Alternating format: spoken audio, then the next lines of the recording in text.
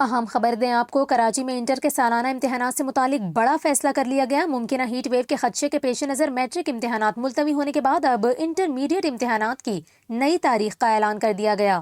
اگر آپ پہلی بار ہمارے چینل پر آئے ہیں تو چینل کو سبسکرائب کر کے بیل آئیکن پریس کریں۔ آپ کو بتائیں، انٹر کے طلبہ کے حوالے سے بڑی خبر سامنے آ گئی۔ اعلیٰ ثانوی تعلیمی بورڈ کراچی نے وزیر یونیورسٹیز اینڈ بورڈز محمد علی ملکانی کی ہدایت پر ایک بار پھر امتحانات کی تاریخ تبدیل کر دی۔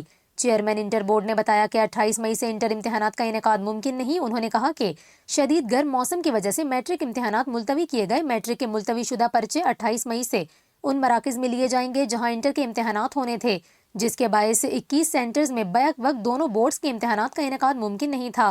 اس لیے انٹر بورڈ کراچی نے انٹرمیڈیٹ حصہ اول اور حصہ دوم کے سالانہ امتحانات برائے 2024 کی تاریخ آگے بڑھانے کا فیصلہ کیا ہے۔ لہٰذا کراچی میں انٹرمیڈیٹ کے سالانہ امتحانات اب 28 مئی کے بجائے 1 جون سے شروع ہوں گے۔